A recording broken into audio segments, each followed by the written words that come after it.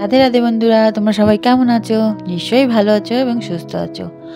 আমিও খুব ভালো আছি। আমি বেড়াতে এসেছি ভিডিও দিতে পারছিলাম না, তাই আমি ওকে বললাম যে ভিডিও দিতে পারছি না, নেটও নেই ভালো, কি করব। বলছি দাঁড়া, তুই একটা কাজ কর, আমি চিকেন রান্না করছি, চিকেন রেসিপিটা তুই ওদেরকে বল। মানে এটার নাম হলো শর্টকাট চিকেন, তাড়াতাড়ি করে রান্না হয়ে যায় কিভাবে। দেখো, প্রথমে একটা থালার মধ্যে পেঁয়াজ রসুন আলু কেটে নেওয়া হয়ে গেছিলো।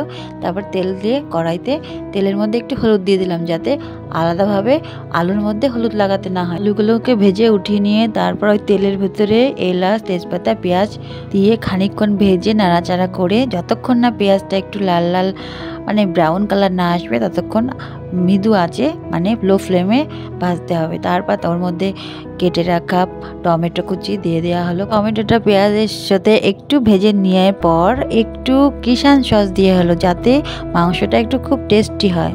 তারপর ওর মধ্যে অল্প একটু নুন অল্প একটু হলুদ দেওয়া হলো, যাতে টমেটো আর একটু মজে যায়। আমার না সব জিনিসই একটু টক খেতে ভালোবাসে, সেটা আমার পাপা জানে, তাই ওই কিষান সসটা দিল। আমি যদি কোনো আলু দিয়ে সজনে ডাঁটা দিয়ে টমেটো দিয়ে রান্না করো, টকটা খাবে, আমার খেতে যে কী ভালো লাগে আর কি, সেটা পাপা জানে, তাই মাংসের মধ্যে একটু কিষান সস দিল।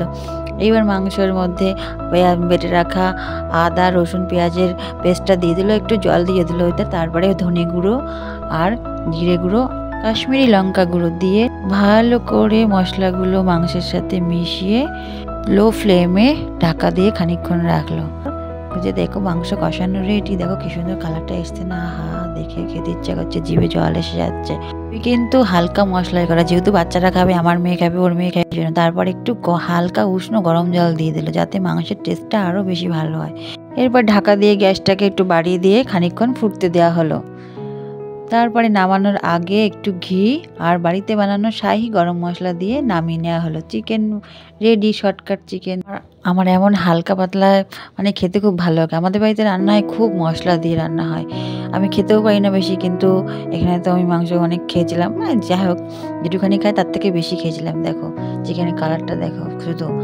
তারপর আমরা বিকেলে একটু ঘুরতে বেরিয়েছি, বাড়ির সামনেতেই বেরিয়েই একটা কালী মন্দির দেখো, আর কালী মন্দিরের গায়ে সঙ্গে লাগো একটা পুকুরটা কত সুন্দর। কালী মন্দিরটা গেট দেওয়া বলে তোমাদের মন্দির ঠাকুরের মুখটা দেখাতে পারলাম না। যেখানে এসেছি এই জায়গাটা হলো বেলঘড়িয়া, ওখান থেকে ওই জায়গাটা খুব সুন্দর, রাস্তাটা চারিদিকতে দুপাশ দিয়ে গাছ দিয়ে ঘেরা, মনে হয় কি গেট দেওয়া, কি সুন্দর। আমরা যাচ্ছি এখন রামকৃষ্ণ মিশনে, এখানে বেলঘড়িয়াতে একটা আছে, যেতে যেতে একটা পুচকি মেয়ে নাচ করছে, কি সুন্দর দেখো। আমি একটু ভিডিও করে নিলাম তাই জন্য। পুরুলিয়ার বাদামতলার পাশেই এই রামকৃষ্ণ মিশনটা। এখানে দেখো আমরা ঢুকতে ডান হাত বড় একটা মানে গেট আল্লাহ দেখো, মানে কি জানি না, এখানে একটা রয়েছে স্বামী বিবেকানন্দ মূর্তি। আমরা গেট দেওয়া বলে যাইনি, গেটটা খোলাই ছিল, কিন্তু আগে আমরা যেখানে যাবো আরতি দেখতে যাচ্ছি, 5:30 থেকে আরতি শুরু হবে।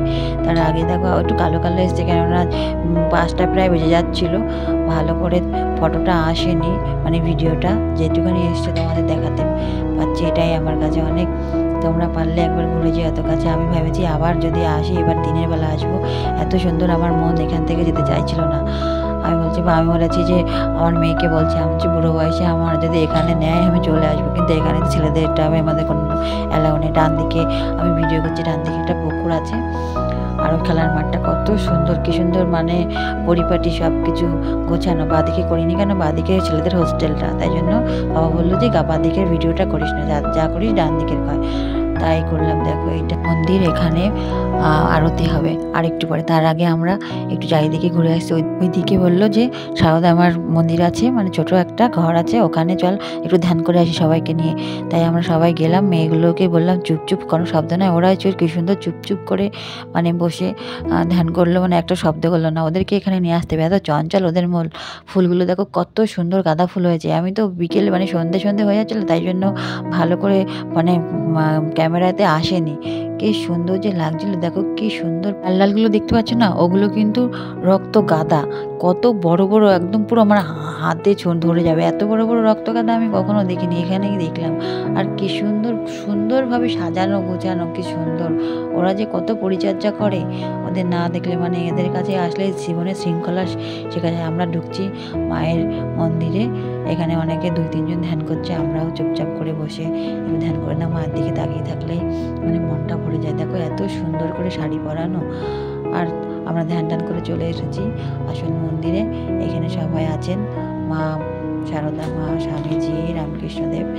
এখানে একটু পরেই সবাই ঢুকতে শুরু করেছে যে আরতি হবে।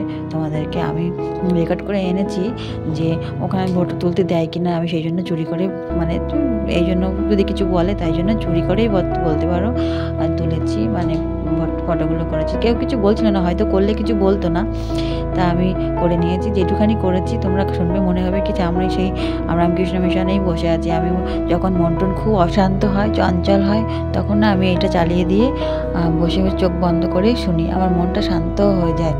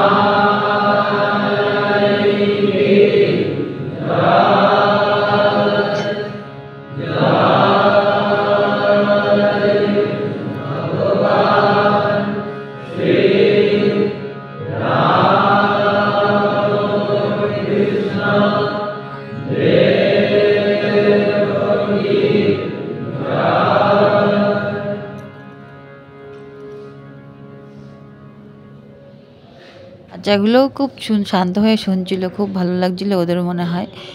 যাক, ভিডিওটা কেমন লাগলো জানিও।